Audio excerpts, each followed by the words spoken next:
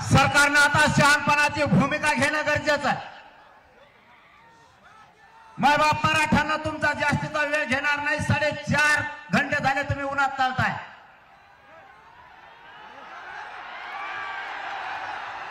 पण तुम्ही आणि आपण सगळ्यांनी उन्हाचे चटके सोसल्याशिवाय आपले मराठ्यांचे करोडोची लेकरं असणारे सुखात बसणार नाहीयेत. आपल्याला त्रास सहन करावा लागणार आहे. राज्य सरकारला माझी विनंती, आक्रोश समजून घ्या. हिंगोली जिल्ह्याच्या कानाकोपऱ्यात या शहरामध्ये मराठा समाज कोपऱ्यात आज भगवं वादळ दिसतंय.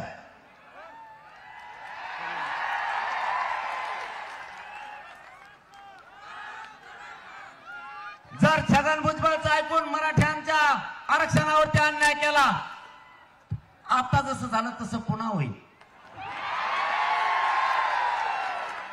परत आपल्याला म्हणायचं नाही, काय झालं, परत माया मांडीला मांडी लावून चिपकून येऊन बसली. मला म्हणते पाटील काही करा, फक्त पाडा बनू नका. एक मंत्री माझ्याकडे आला, ते म्हणे दुसरा शब्द नाही का काही. म्हणलं कोणचा? ते म्हणले तुम्ही पाडा मानले इकडं धसकून काळजात होते. आमचे का पडानात म्हणे, पण पाडा म्हणू नका, दुसरं काहीतरी म्हणा. एका पाडा शब्दाने जर तुमची ही फजिती झाली आणि जर मराठ्याने नाव घेतलं तर तुमच्या नावाचा बॅलेट पेपरवर मतदानच निघणार नाही. माझ्या मराठ्यांना आणि आम्हाला राजकारणात नाही जायचं. माझ्या सामान्य करोडो मराठ्यांचा लेख समाजाचा उद्देश आहे, समाजाला आरक्षण मिळावं. दुसरा उद्देश आमचा नाहीये. एकच उद्देश आमच्या डोळ्यासमोर आहे. करोडोना मराठा समाजाचे लेकरं मोठे झाले पाहिजेत आणि आम्हाला आरक्षण पाहिजे. आमचं कोणाचीही राजकारण करायची इच्छा नाही. पण जर आम्हाला राजकारणाकडे तुम्ही ओढलं, तुमची फजिती तुम्ही तुमचा उद्योग बघून घ्या.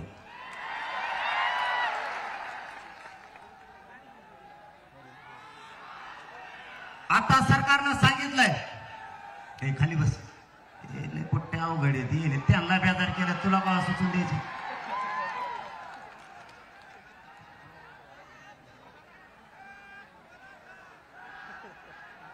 आपलं मी तुम्हाला एक 10 मिनिटात उरकिणार आहे सगळं आता, कारण ऊन प्रचंड आहे. आपली मागणी आहे, मराठा आणि कुणबी एकच. सरसकट मराठ्यांना कुणबी जात प्रमाणपत्र द्या.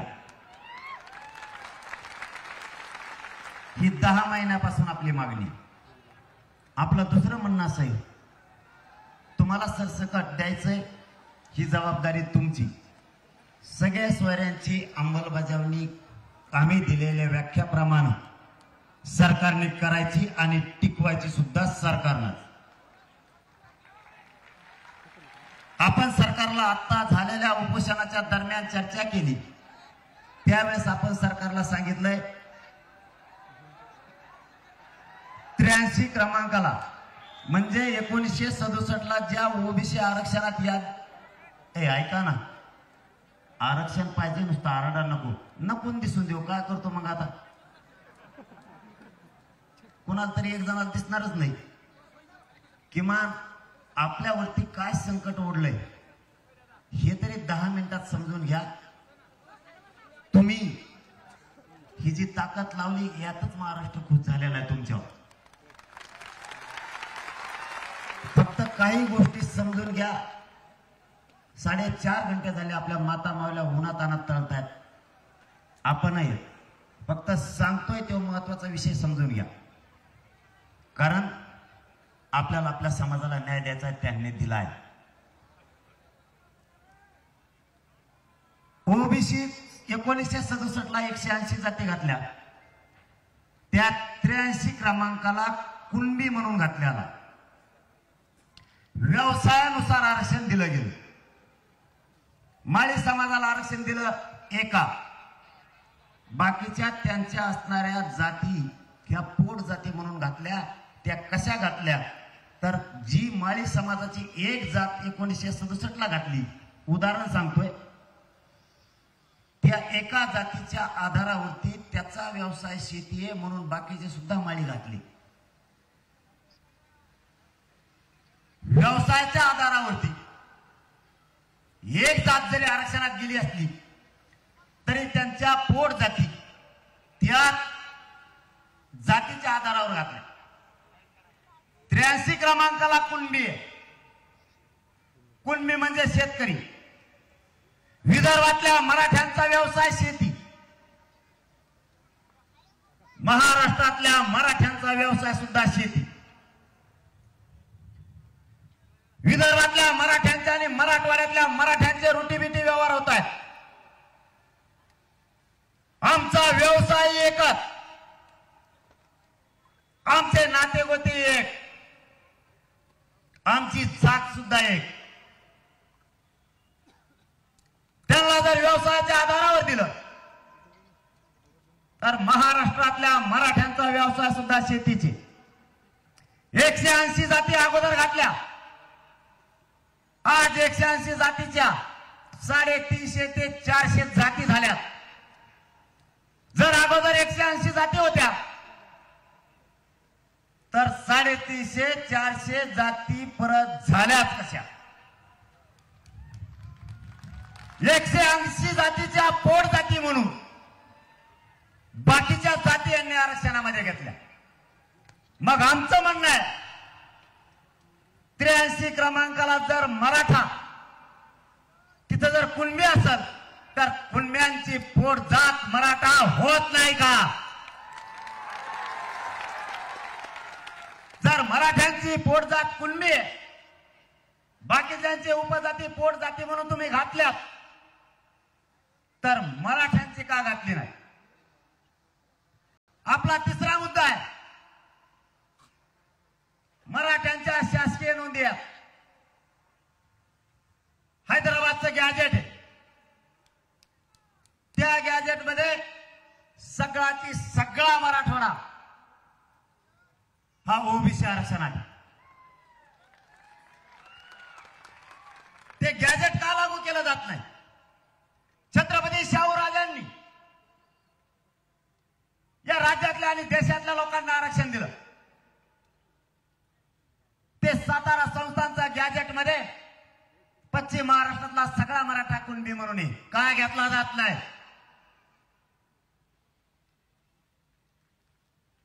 बॉम्बे गव्हर्नमेंटचं गॅजेट सुद्धा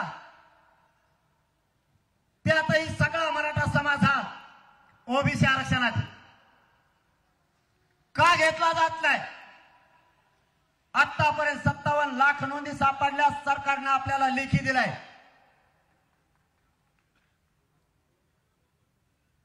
मग त्यांच्या नातेवाईकाला का दिलं जात नाही? मराठ्यांच्या सरकारी नोंदी तरीही मराठ्यांना आरक्षण दिलं जात नाही आणि यांच्या कुणाच्या सरकारी नोंदी नाहीत. असेच पळवाटाने आलेले सगळे मागून पुढून कुंकुन घुसले. तुमची कुणाची नोंद आहे का? नाही, तरी तुम्ही आरक्षणात. आणि आमच्या नोंदी असून आम्ही आरक्षणात नाही. बघा उलटा न्याय. काल माझ्याकडे कैकाडी समाजाचं एक पथक आलं होतं, शिष्टमंडळ. त्यांनी सांगितलंय तुमचं तरी बरं आहे, आमचा लयच पाचका झालाय. म्हणलं तुमचं काय झालं बाबा? आता आमचं दुरण ट्याकाना आणखीन, तर तुमचं काय झालंय? ते म्हणले आमची एकच जाती कैकाडी समाजाची, 2-3 नाहीत, काही नाही. विदर्भात कैकाडी समाजाची जात एससी आरक्षणात, खानदेशात कैकाडी समाजाची जात एसटी आरक्षणात आणि मराठवाड्यात कैकाडी समाजाची जात ओबीसी आरक्षणात. बघा मंडल कमिशनचा प्रताप, कशी काडी लावून ठेवली मंडल कमिशन. एकच जात 3 जाती.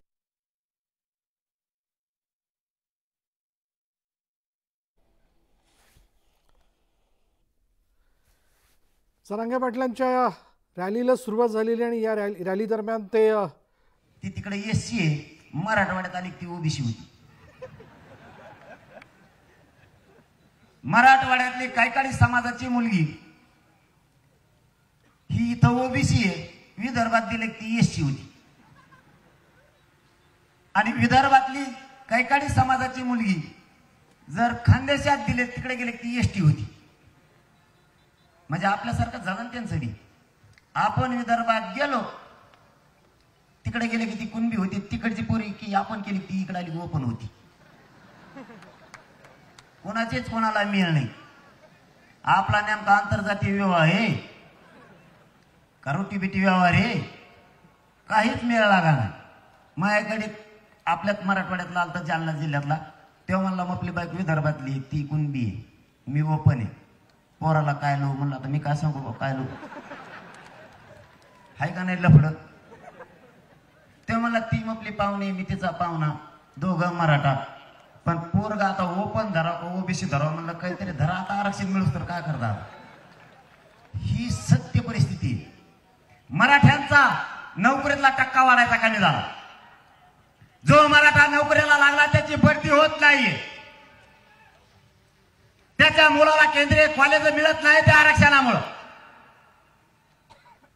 मराठ्यांच्या लोकांनी रात्रंदिवस कष्ट करायचे आणि मुलं शिकवायचे या आरक्षणामुळे त्याला नोकरी लागत नाही किंवा उच्च शिक्षण मिळत नाही. या हिंगोली शहरातून मी सरकारला जाहीरपणाने सांगतोय, 13 तारखेच्या आत मराठ्यांना आरक्षण द्या.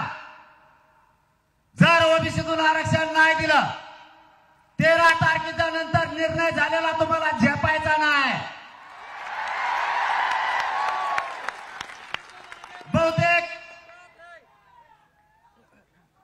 बहुतेक आपली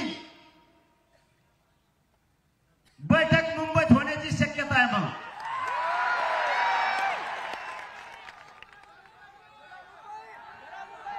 पण ह्या बारील तुमच्यावर आता तर म्हणतात तसंच ह्या बारील माघारी चला म्हणलो होतो. तुम्ही आलते, तुम्ही जर ह्या बारील म्हणल्या ना इथं जागेवर बस माघारीत नाही जात तिथंच बसू जाऊ द्या जबरदस्ती. त्याला काय नावेला जे आपलं त्याला छगन भुजबळच लागत होई, कडाल घेऊन येईन म्हणा.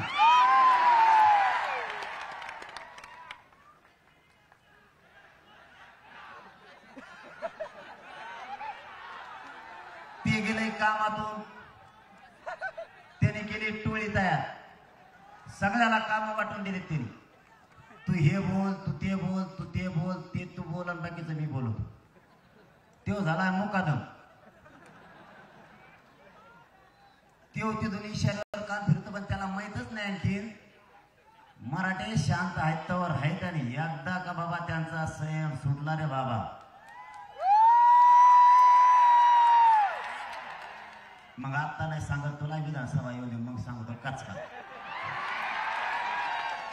एक जणाला दाखल आहे, तो असे डावर टाकतोय मायावर, पडेल फिडेल सगळे गोळा केले त्याने आता छगन भुजबळ पुरे. आणि आपल्या विरोधात बोलायला सुरुवात केली. खोड किती करतोय बघा ना. आंतरवालीत आपलं आंदोलन चालू आहे,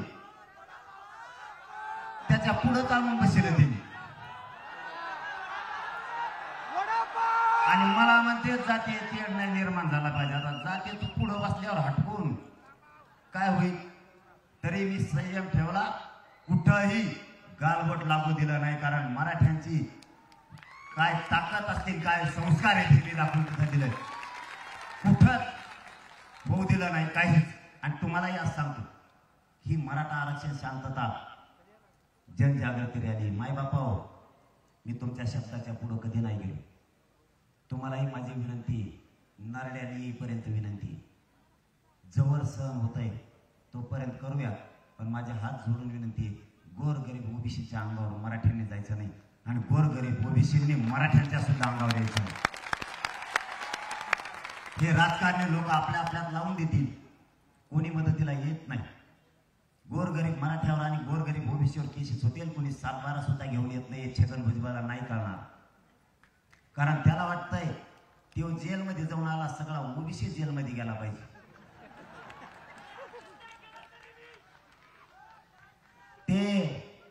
त्यांनी असं पेरलंय ना भयानक की दंगली व्हावात म्हणून.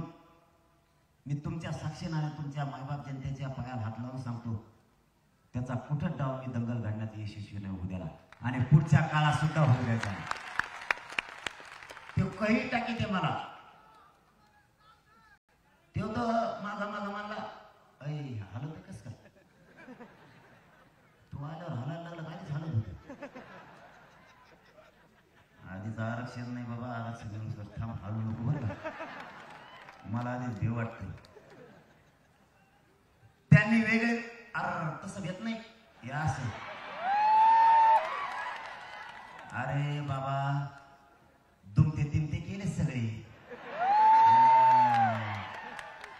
ते आता त्यांच्यात कानात बोलत ते हे जरांगे पाटील काय रसायन रे, ते म्हणतोय मीच पडल, मला काय विचारतो. मला काही नाव ठेवते ते, कसलं गाणं दिसतं एवढं सखेचे, काय करायचं मग छगन भुजबळ कसला असं, तुला काय मला काय लग्न करायचं पैसे, तुला करायचं काय कसला दिसून दे मग लोक जण असून दे नसून, तुला काय करायचं तू तुला बघ ना. मी बघतो मी पुढा याला आहे, हा काय म्हणणार तू, पण तुला नीट केलं का नाही, मला काहीच अक्कल नाही वाटतो या म्हणण्याने. काही म्हणतात मला घटना कळत नाही, कायदा कळत नाही, शिकलेलंच नाही, 34 शिकलेलं आहे. 4थीला मला 3 मार्क पडले, तुला काय करायचं. तुम्ही एवढे हुशार आहेत, तुम्हाला सगळ्याला पालत टाकून 1.5 कोटी मराठा आरक्षणात घातला का नाही. मी असू दे मराठाला मी येणार बरा आहे, तू मग शिकलेला आहे, तू तसाच राह. मी तुला करायचं काय कसला असू दे, मी पायावर नाही चालत टकोऱ्यावर चालवतोय, तुला काय करायचं. काय ते मला काही म्हणते, काही आता नवीनच लिहिले म्हणले काहीतरी मिथूनच हे म्हणले. मी तुला काय करायचं, मी मिथून असं नाही तर काही असं, तुला काही घेणं आहे का. पण खुटी कशी जाम ठोकली, कस काय उलटी पालटी केलं सगळे, मस्ती जिरिली का नाही. तुला करायचं काय, तू तुझ्या जातीचं बघ, तुझी जात मोठी करायचं बघ, लोकांचे माप घेतो कशाला. आणि मग माप घेता घेता 26च्या धुऱ्या उताने करून घेतले. आता तर 200च्या करणार आहेत आम्ही, मग आमच्या नादी लागलो खलास 200 सुपडा साप कायम घरी नुसतं जमिनीवर बसायचं, माती टोकरायची. मग कस काय पडलो, कस काय पडलो, कस काय पडलो, कस काय पडलो, दुसरं काही कामच नाही करायचं, नुसती माती टोकरायची. मराठ्याच्या नादी लागले कार्यक्रम. मायबापा एकजूट असू द्या, यांनी किती षडयंत्र करू द्या, सरकारनं अभ्यासात सुद्धा आपल्या विरोधात उतरलेत मराठ्यांचे, तेही बोलायला लागले.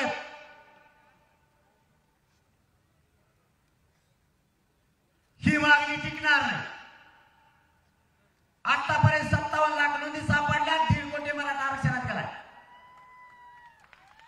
हैदराबादचं गॅजेट लागणारे 17 संस्थांचं सुद्धा घेतलं जाणार आहे. आपली खरी मागणी सरसकट मराठ्यांना कोणते प्रमाणपत्र द्या ही आहे. काहींचं म्हणणं आहे सगळे सोयरे टिकणारच नाही, काहींचं म्हणजे आपलेच अभ्यासक पण त्याचं लय पोट दुखत, ते काही अभ्यासक टाकतील आपल्या मागे, ज्याचं दुकानात बंद पडले ते सरकारकडून बोलायला लागलं. ज्याने अभ्यास करून दमलं त्याला प्रसिद्धीचा नाद आहे, मीडिया पुढे बसायचा नाद आहे, त्याला एक मोठा मुळ्यात झालाय, त्यालाही दम निघाला. बरं टिकणार नाही असं ग्राह्य ठेवलं. 16% आरक्षण दिलं, मराठ्यांचं टिकून दिलं नाही. 13% आरक्षण दिलं. मराठ्यांचं असल्यामुळे ते टिकून दिलं नाही. सगळेजण समजून घ्या. मराठ्यांचं खरं असलं तरी टिकून देत नाही, तितका मराठ्यांचा द्वेष यांच्या मनात आहे. आता 10% आरक्षण दिलं. आरक्षण लागू होण्याच्या अगोदरच कोर्टामध्ये याचिका दाखल केली. मराठ्यांचं किती चांगलं असलं तरी त्याच्या पाठीमागे मुद्दाम लागतात आणि ते आरक्षण घालवतात. 57 लाख नोंदी मिळाल्या. छगनराव भुजबळ तात्यांनी रद्द करा म्हणून मागणी केली. आमचं रद्द केलं होतं. मंडल कमिशन नाही सगळं जोडवायला लावायचं होतं. तुला माहित नाही, त्याला माहित आहे मंडल कमिशन चॅलेंज होतोय, कोर्टात घेता येतो. 16% आरक्षण उडत. काय हरवलं तो?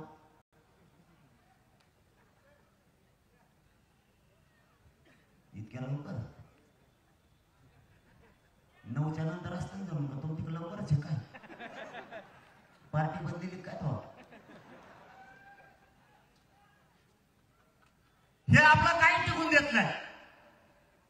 मुद्दा मराठ्यांवर अन्याय केला जातो. सगळ्या सोयऱ्यांची मागणी केली. अध्यादेश काढलेला एकदा मराठी वाचून बघा. त्याच्यावरती स्पष्टपणानं दिलेलं आहे. आपल्या व्याख्याप्रमाणे आपली व्याख्या त्याच्यात घेतलेली तशी अंमलबजावणी केली तरच आपल्याला मान्य. आणि जर काही अभ्यासकांचं खरं बोलणं आहे, काहींचं खोटं बोलणं आहे, आणि जे खोटं बोलतायत ते त्या दिवशी वाशीला मुंबईत होते. आता फक्त काहीतरी आम्ही सरकारने दाखवलं म्हणून उलट बोलायला लागले. बरं असं काय धरून ते नाही टिकलं. हा उडलं. मी पुन्हा लढलं. तुला काय करायचं? मी या मराठ्यांसाठी पुन्हा माझी जीवाची बाजी लावायला तयार आहे आणि सगळ्यांना ओबीसीतून पुन्हा आरक्षण द्यायला तयार आहे. तुला करायचं काय? तू झोप ना घरातच. पण मी या मराठ्यांच्या ताकदीवरती कोणाला काहीच मिळून देणार नाही. किती मिळत बोंबाला तरी कोणाला पद मिळून देणार नाही, कोणाला पैसे मिळून देणार नाही. मी मिळून देणार तर फक्त करोडो मराठ्यांना आरक्षणच मिळून देणार. पुन्हा 4 महिने लढायची वेळ आली तरी लढत.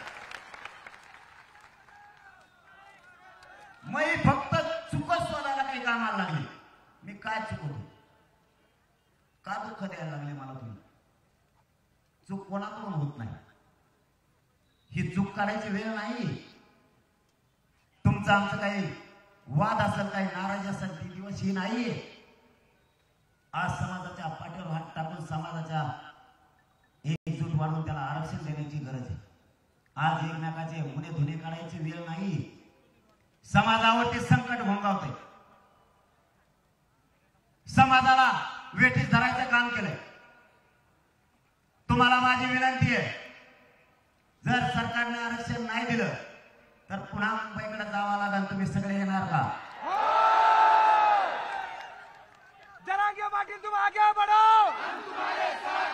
मोकळ्या मनाने सगळे एका आवाजात सांगा, जर मुंबईला जायचं ठरलं तर हात वर करून सांगा, येणार का?